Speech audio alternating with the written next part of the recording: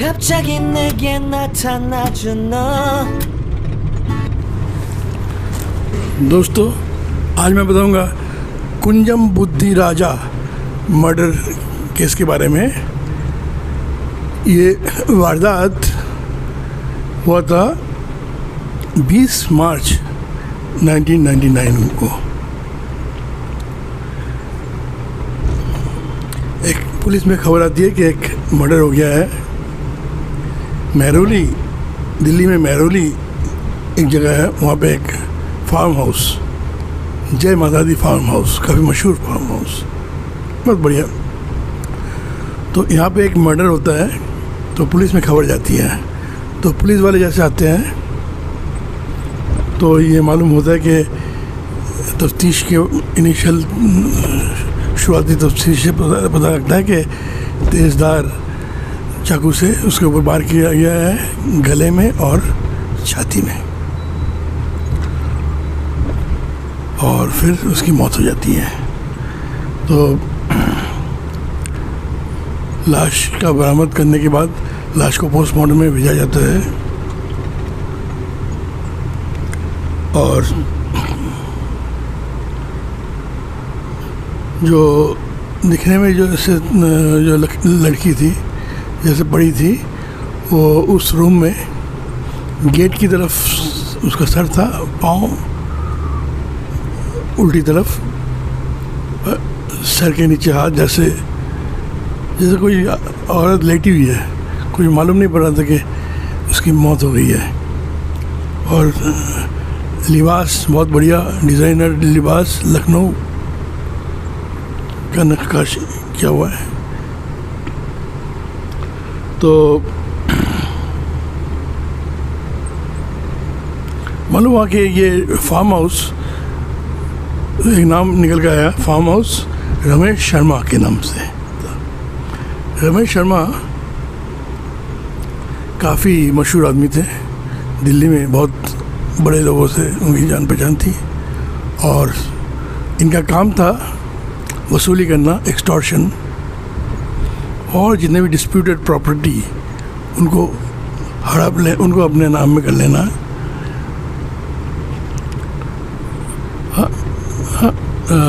सही तरीके, गलत तरीके से भी, और ये करते। और इसके पीछे एक और बात थी कि इसका दाऊद कंपनी से इसका वास्ता था, तो दुबई से इसका फ़ोन आया करता था। तो देखते ही देखते वो 500 करोड़ के मालिक बन गए। उसके बाद जैसे आदमी का कद बढ़ता है, पैसा,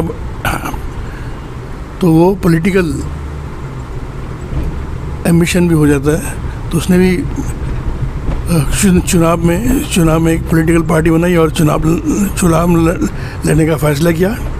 अब चुनाव में हेलीकॉप्टर की ज़रूरत पड़ती है, तो उसने एक, तो बम्बई में एक कंपनी है पुष्पक एविएशन 3 सीटर हेलीकॉप्टर, जिसका मालिक सुरेश राव, उनसे उसने बात की कि मुझे इलेक्शन के दौरान हेलीकॉप्टर चाहिए। तो और इलेक्शन में आपको मालूम है कि उनको बताना पड़ता है कितना खर्च हुआ है, तो उसका किराया जो है हर दिन के हिसाब से अगर किराया दिया जाए तो काफ़ी ज़्यादा रकम हो जाती है। तो उसने तय किया कि उससे बात की कि ये इनको दिखाना है कि बैक डेट से परचेज दिखाना है 30 लाख में, और जैसे ही इलेक्शन ख़त्म होगा तो लौटा दूंगा। तो वो भी लालच में आ गया, तो सोचा ठीक है, कुछ तो पैसा मिल रहा है। तो उसने तय, और बाकायदा उसका सेल डीड बनता है और पेपर वगैरह बना लेता है। अब इलेक्शन ख़त्म होने के बाद जैसे सुरेश राव फिर वहाँ पे उससे मिले, तो कहता भैया इलेक्शन ख़त्म हो गया, आप वापस कीजिए मेरा हेलीकॉप्टर। तो वो मुकर गया, अपने औकात में आ गया। कहता कौन सा हेलीकॉप्टर भाई, इसे ये तो मैंने ख़रीदा है, इसे ये मेरे पास 10 पेपर है। तो वो बौखला गया ये उसका मालिक, तो दहशत में आ गया। तो फिर पुलिस वाले के पास जाके एफ.आई.आर किया, लेकिन पुलिस वाले कोई एक्शन लेने को तैयार नहीं था, क्योंकि ये काफ़ी उसका कनेक्शन बहुत ऊंचे लोगों से था। तब उस टाइम नीरज कुमार होता था कमिश्नर ऑफ पुलिस। तो उसके बाद गया तो पुलिस भी इस ताक में थी कि कोई, क्योंकि इसके साथ दाऊद से फ़ोन आता था, इसका साथ इसका और इसके गलत तरीके से एक्सटॉर्शन करता था लोगों के से, तो उसको कैसे पकड़ा जाए।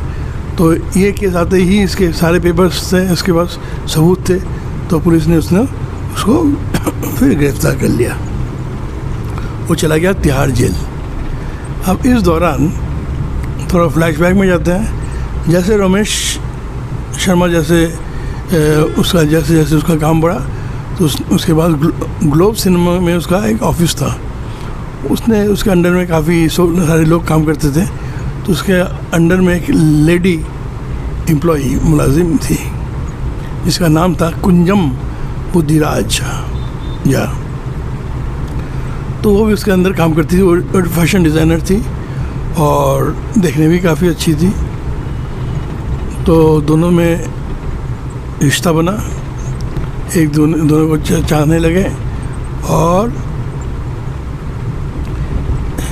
इस दौरान उसकी गिरफ्तारी हो गई और तिहाड़ जेल चला गया।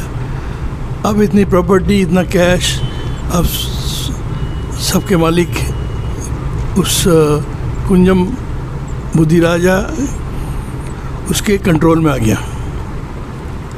अब रमेश शर्मा, उसका एक भतीजा था जिसका नाम सुरेंद्र मिश्रा, वो भी उसके साथ काम करता था।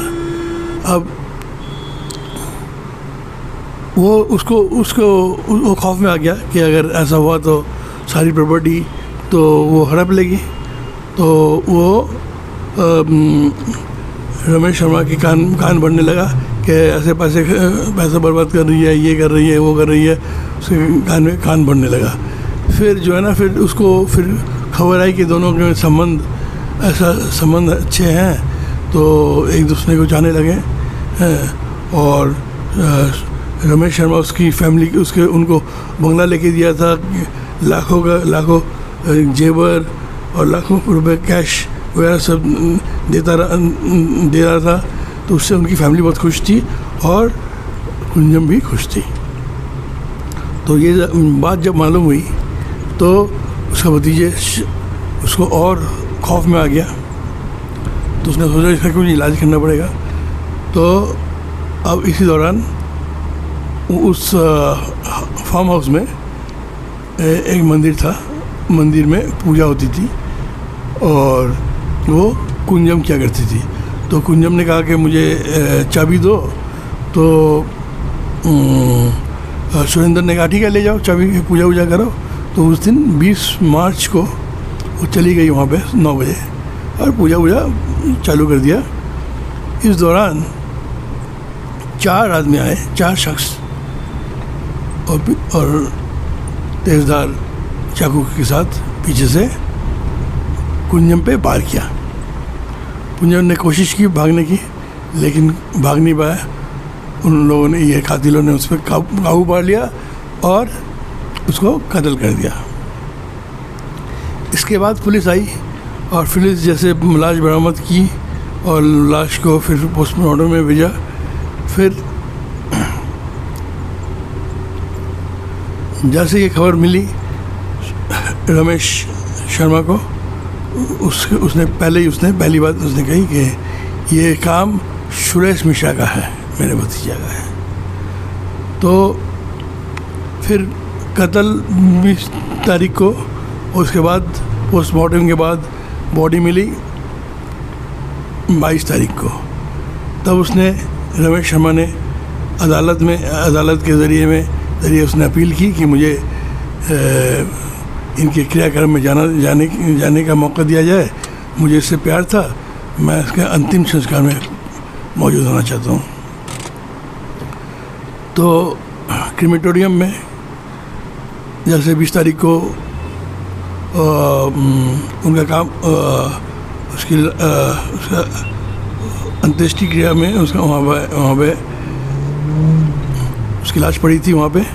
तब वो आया रमेश शर्मा पुलिस के साथ 10-12 पुलिस के साथ निगरानी में, और तब एक ऐसा वाक़या हुआ जो आज तक कभी हुआ नहीं, चौंकाने वाली बात। तो वो वहाँ पे पहुँचा एक लाल साड़ी के साथ और सिंदूर के साथ। फिर उसकी आरती, जैसे आरती के ऊपर उसने लाल साड़ी रखी और सिंदूर, मांग में सिंदूर पहनाया, और पंडित भी था। तो और वहीं पे लाश के साथ उसने शादी की वहीं पे।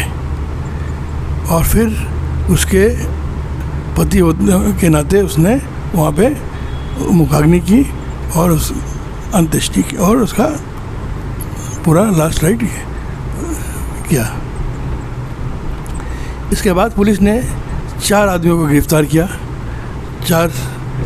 एक सुरेश मिश्रा को सुरेश मिश्रा ने फिर कबूल किया कि ये एक कत्ल उसने सुपारी किलर के ज़रिए कराया है, और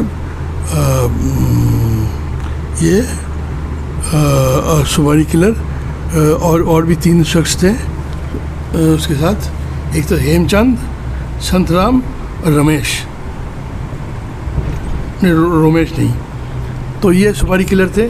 और फिर सुरेंद्र मिश्रा एक और बात कही कि ये मैंने कत्ल कराया है रमेश शर्मा के कहने पर। तो पूरी बात पलट गई। तो फिर चार्जशीट बना इन 4 और 10 आदमियों के खिलाफ चार्जशीट बना, और फिर केस चला लोअर कोर्ट पे। लोअर कोर्ट में जैसे केस चला, लोअर कोर्ट अदालत ने अपनी राय सुनाई 2008 में, 9 साल बाद। 10 लोगों में 2 को बरी कर दिया गया और 8 लोगों को लाइफ इम्प्रिजनमेंट यानी उम्र कैद की सज़ा सुनाई गई। फिर उन लोगों ने सबने अपील की हायर कोर्ट में। हायर कोर्ट 2012 में अपनी राय सुनाई। वो लोअर कोर्ट का फैसला बरकरार रखते हुए उन्होंने कहा कि 4 आदमियों को रिहा किया और 4 लोगों को उम्र कैद की सज़ा सुनाई, और रमेश शर्मा को उसको बरी कर दिया। उन्होंने कहा कि रमेश शर्मा उसने जो शादी की है उसका इमोशन था, वो कोई ऐसे ड्रामा नहीं था, और उसके पुलिस ने कोई सबूत नहीं पेश कर सकी कि रमेश शर्मा उस मर्डर में उसका इन्वॉल्व है।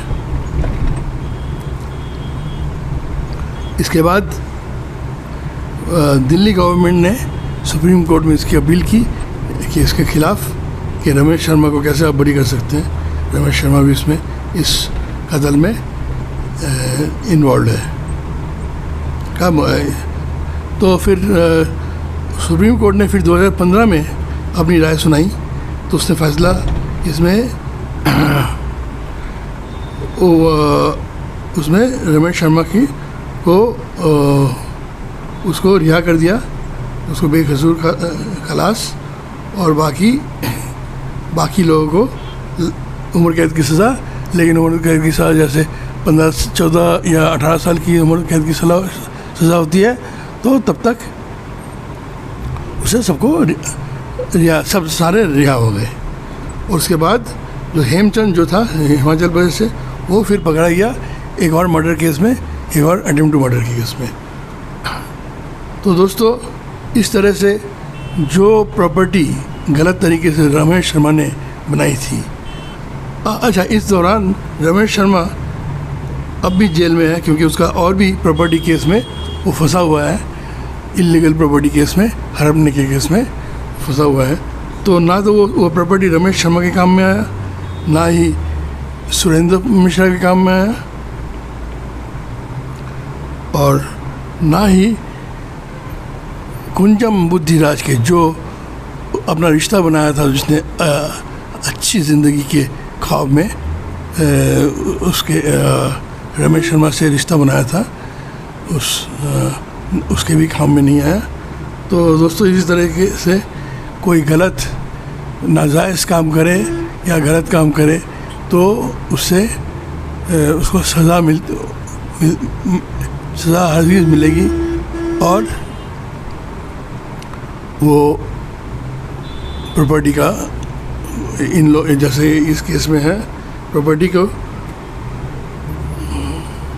एंजॉय भी नहीं कोई कर पाया। दोस्तों, thanks for watching. Please share and like my channel. Thanks for watching.